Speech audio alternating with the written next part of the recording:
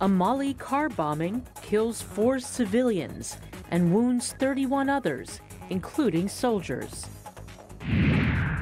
A look ahead to Zimbabwe's July elections. And a closer look at South Africa's carbon-neutral brewery. Africa 54 starts right now. Good evening and welcome. I'm Vincent McCory. This is Africa 54. Tonight we begin our broadcast in West Africa, where 4 civilians were killed in an attack targeting a French patrol on Sunday, according to the country's defense ministry. The ministry also says at least 20 others were wounded in the attack, including 8 French soldiers. The French military says there were no deaths among its troops when a car bomb was detonated in the northern city of Gao. Witness reports claim that a shootout between attackers and Bakane and Malian forces ensued after the explosion. We saw a pickup truck pass by. It came right close to these people, and they must have thrown something and fled. That's what I saw.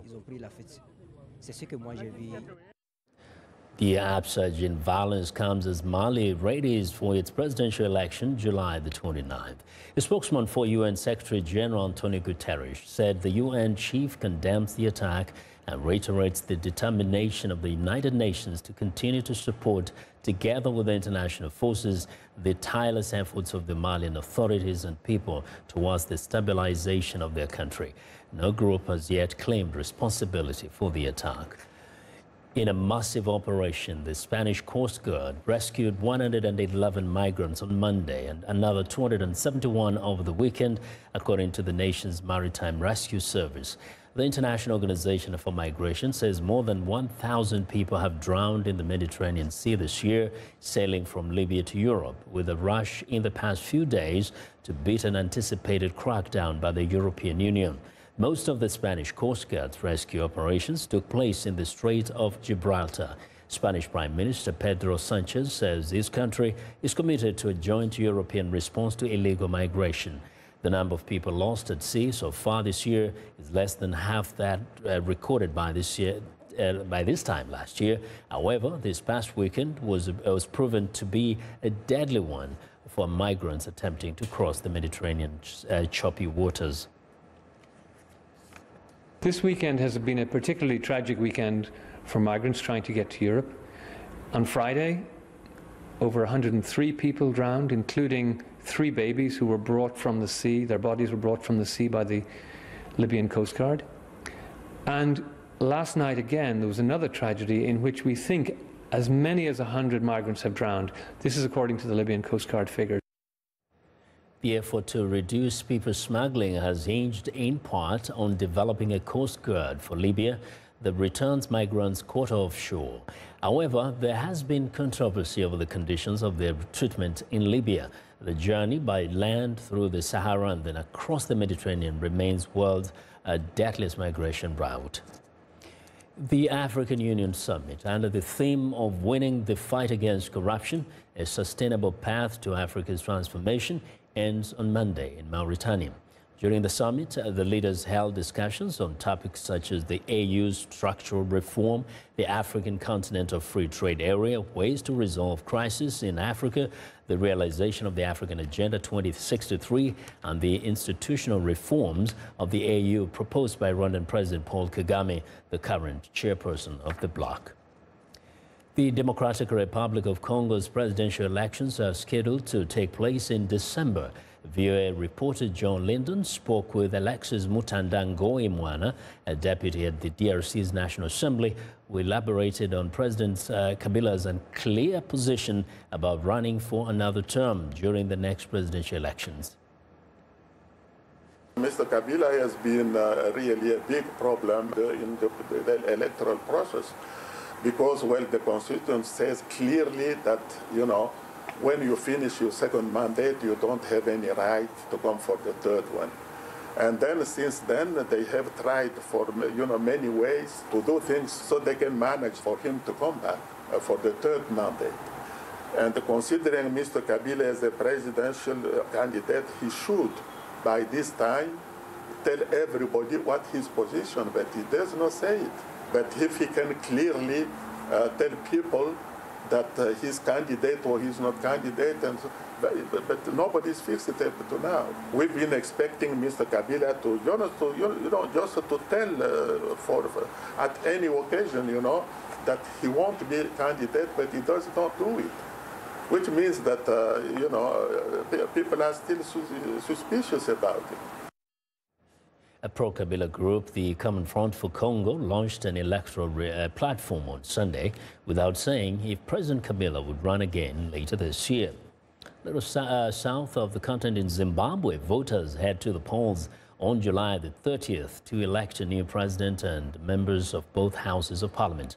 President Emmerson Mnangagwa, who came to power after a de facto coup in November that forced out Robert Mugabe, hopes the vote will be recognized as free and fair and end Zimbabwe's isolation by Western powers. But supporters of the main opposition, Movement for Democratic Change, are demanding electoral reforms that are vital for a credible vote. They also accuse Mnangagwa's government of deploying soldiers in the countryside to intimidate voters and campaign for the ruling ZANU-PF party. Now, for more insight on Zimbabwe's politics, I am joined by Leon Hartwell, political analyst who has written extensively on Zimbabwe's politics. Welcome to Africa 54. Thank you very much, Vincent. So first, in your observation, looking forward, do you see this upcoming election, being so uniquely different than what you've seen in the past when Mugabe went to the polls alongside or on the opposite side of Mr. The leader of the MDC at that time? The short answer is yes and no.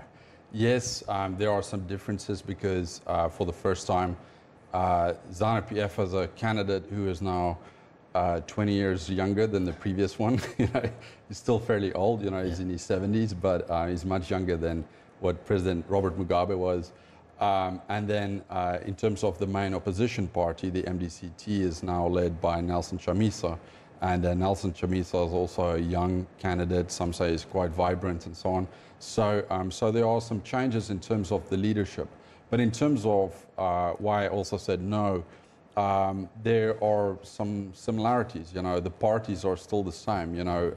These institutions did not change overnight.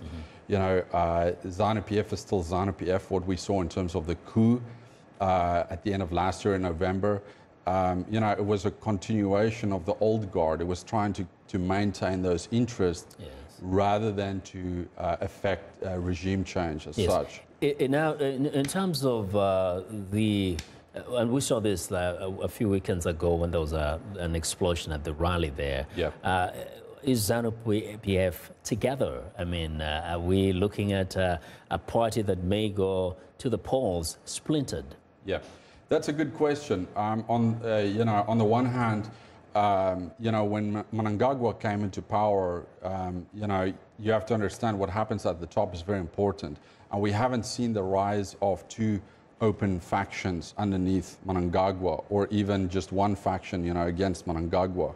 But at the same time, yes, the bombing, might suggest there might be some issues related to factionalism, but I think that could be contained up until the elections at the very least.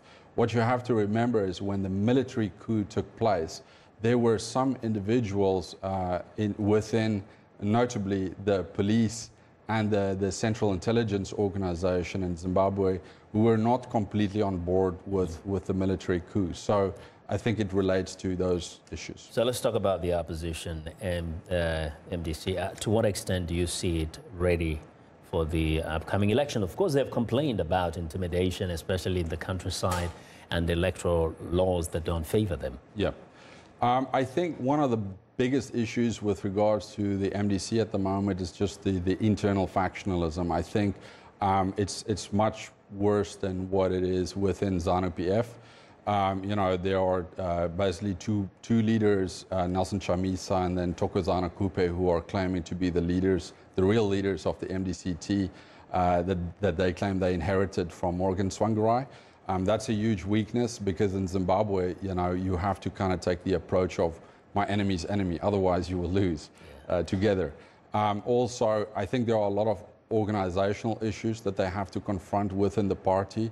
Nelson Chamisa is also a very young individual, and they say he can bring the young voters to the table. Yeah. But at the same time, will he have the rural vote? And that's a big question. We don't want to talk ill of the departed, but what do you think was the major mistake that Mr. Tsvangirai, the late Tsvangirai, made, which would have been different if he had probably organized the party differently? I think one of the big issues was leadership, and under that umbrella of leadership, you can identify a whole range of issues. You know, from there were issues with regards to a democratic deficit, financial issues within the party, a lack of respect for human rights, and so on. What you have to remember is that Zimbabweans don't want ZANU-PF light. They want a clear alternative to ZANU-PF. And so when you field a party during election time, I think a lot of Zimbabweans say, you know, well, we want something different, a party that would be stand for democracy, for human rights, and so on. We may have to call you back so we talk a bit more about this way before the election. Thank you very much for joining us today. Thank you. Well, that's Leon Hartwell joining us today to talk about Zimbabwe politics. While still in the region, this just into Africa 54. According to media reports, a spokesperson for the South African presidency has confirmed that one of former President Jacob Zuma's sons has died. Vusi Zuma, who was the youngest son of Zuma and his late wife, Kate Mantle, died on Sunday night after short illness. The presidency media liaison says more details will be released later on Monday. Condolences are being pouring in, including from Reverend Jesse Jackson, who tweeted on Sunday night that he was sending his prayers to the Zuma family. Well, I want to know what you think about Africa 54 and the stories we covered during the conversation on Facebook. The address is Africa 54. We're also streaming our show live on Facebook, so check us out and share our show with your friends. Find me on Twitter at VOA Vince Corey. Still to come on Africa 54, the latest on the debate over U.S. immigration. But first, a look at Monday's headlines.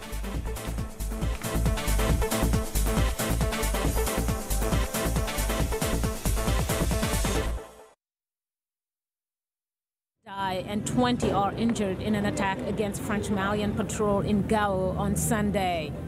In Mauritania, a two-day African Union summit begins on Sunday in Nouakchott to discuss issues like free trade, funding, and security. In Nigeria, an entrepreneur is encouraging young people to practice verbal communication, voice manipulation, and audio branding for future work opportunities at the Voice Academy in Lagos. In Kenya, 14 conflicting Marsabit County communities came together in Loyangalani for the 11th annual Marsabit Lake Turkana Culture Festival in celebration of their cultures. And finally, the famous artificial intelligence robot named Sophia visits Addis Ababa for the Ministry of Communication and Information Technology International Expo.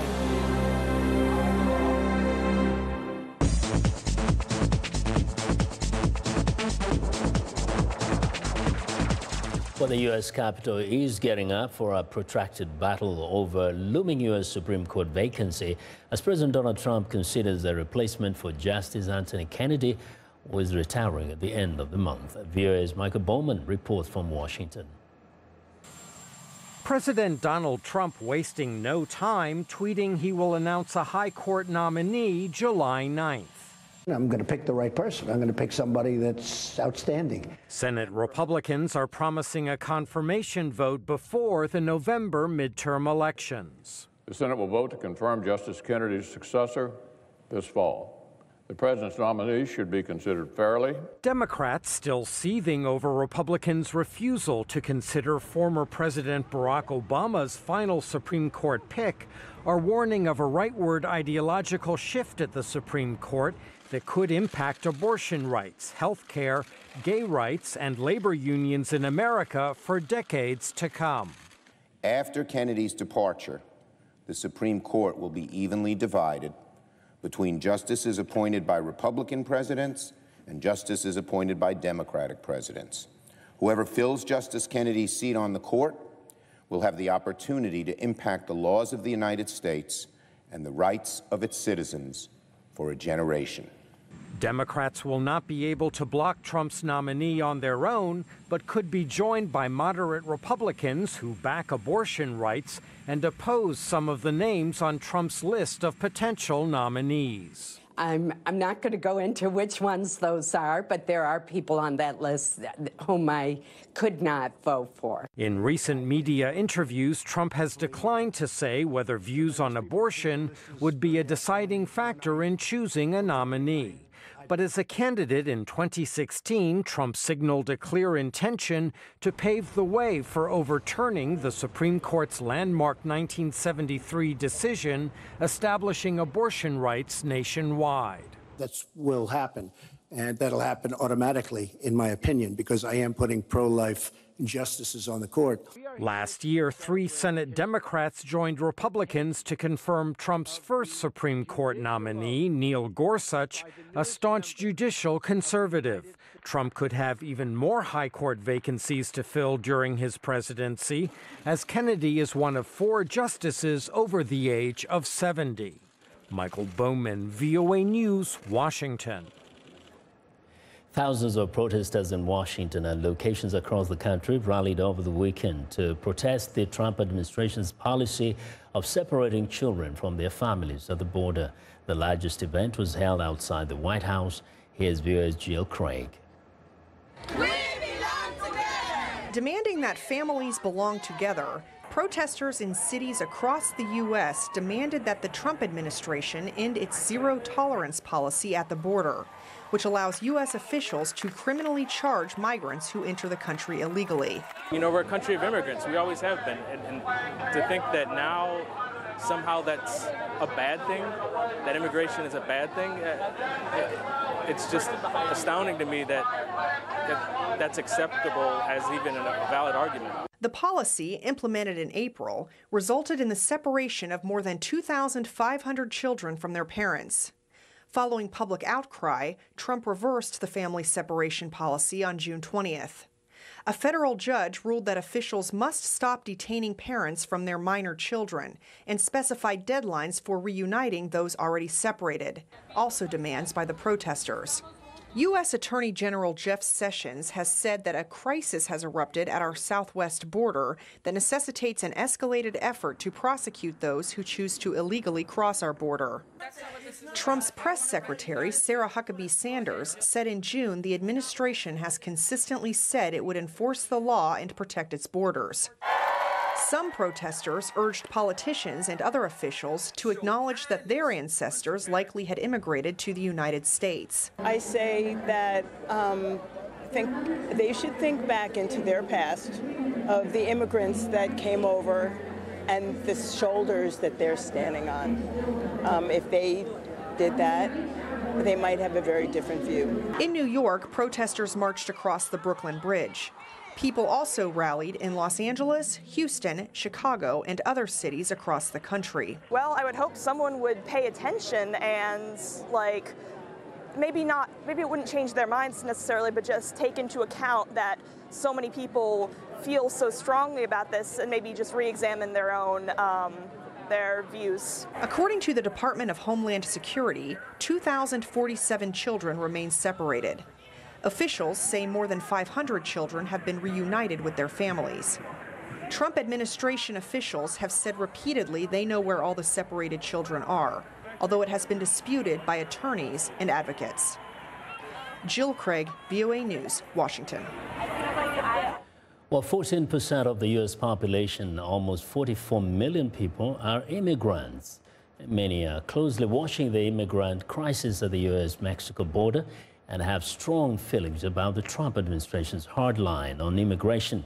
VOA's Michael Sullivan reports from Los Angeles. At a market in the Little Persia neighborhood, an Iranian-born grocer has mixed feelings. He came here as a refugee, but thinks people should enter the country legally, as he did. We pay taxes, and other illegal people comes to the country. They work for cash, and they send the money out of the country, and they use all the benefits in this country. I think it's not fair for the citizen of the United States. Food truck owner Juan Gonzalez worries about the children separated from their parents at the border. Es bien duro con inmigración y yo pienso que el que está afectando mucho ahorita es a los niños menores de edad que los tienen mucho detenidos en las prisiones. Eso no está bien para los niños. In central Los Angeles, where many immigrants shop and others own businesses, a Chinese merchant says Trump is protecting the country as he should. Because he only wishes that the drug users and gangs do not come to the United States. This wholesaler from China imports T-shirts and novelties and says Trump is doing the right thing. Because he is the president of America, so he should keep make the country more safe, more strong. A Korean immigrant worries about refugees. They always be fair, you know. They should help them to, you know, definitely stay in USA, the freedom. An immigrant from Nepal agrees the United States should help those fleeing persecution. Who are really in trouble, like who really needs help or some things, they have to give that right to the immigrants. Trump says Congress should act to clarify issues surrounding detention of illegal immigrants, but an immigrant who grew up in the United States has little faith in that. Democrats are powerless, and then the Republicans, they're just beholden to them. They're afraid to speak up or go against them. These immigrants, like other Americans, are divided on Trump's handling of illegal immigration, but say they want to ensure that legitimate refugees get help. Mike O'Sullivan, VOA News, Los Angeles.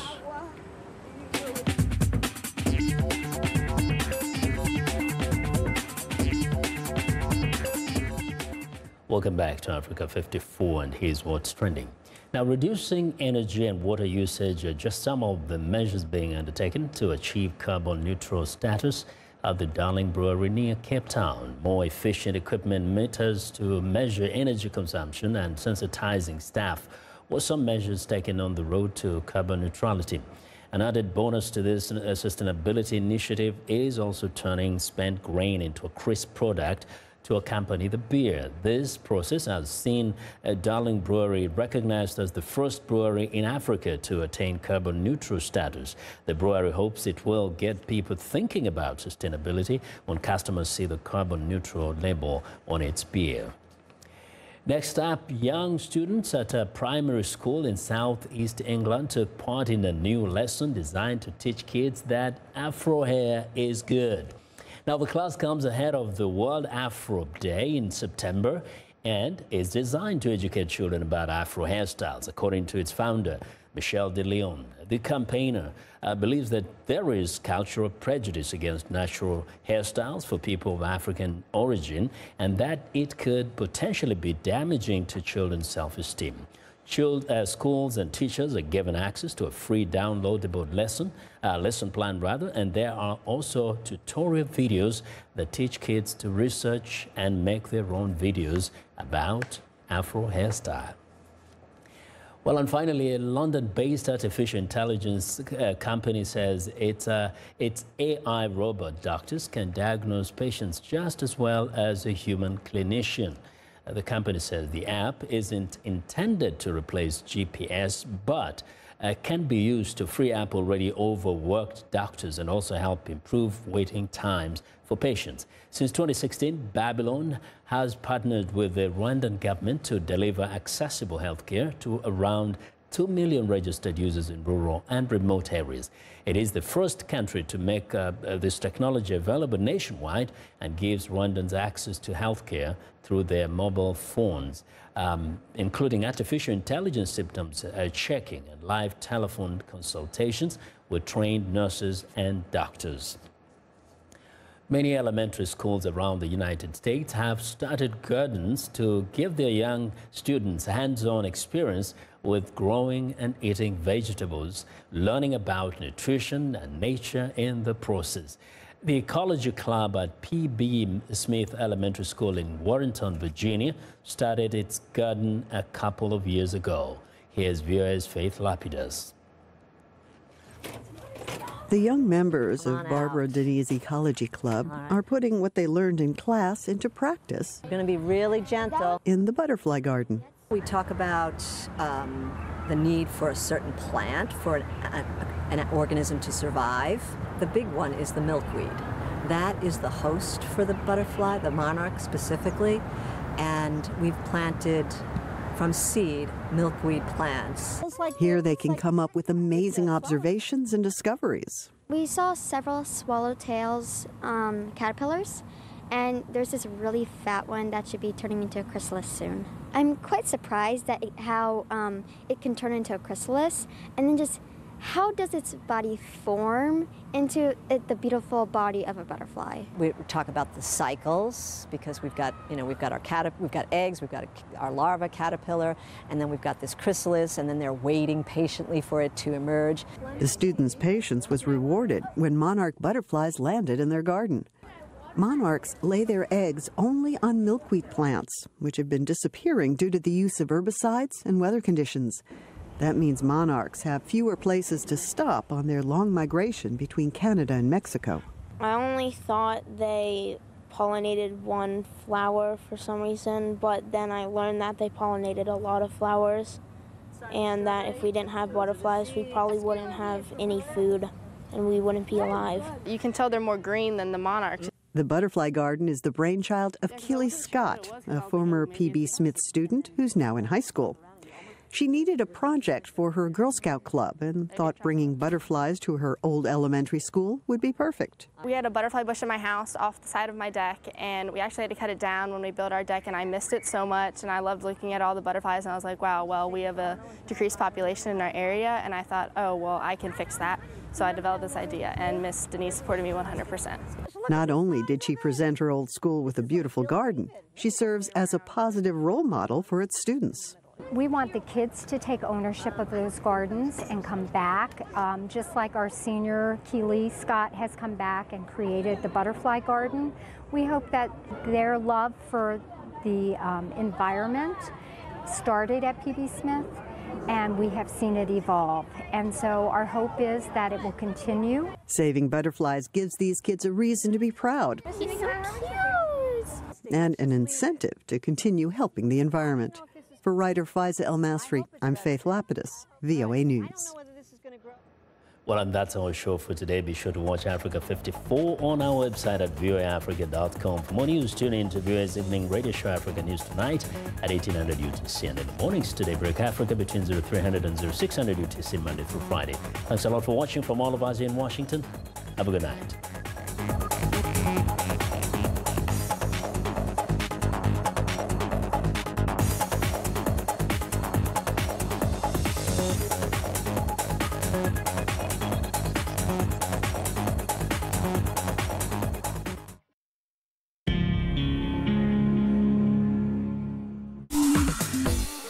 Welcome to English in a Minute. So, you know what happy is, and medium comes between small and large. To find a happy medium.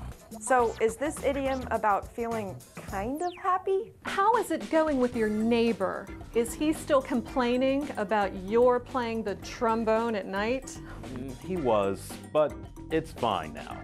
How did you guys work it out?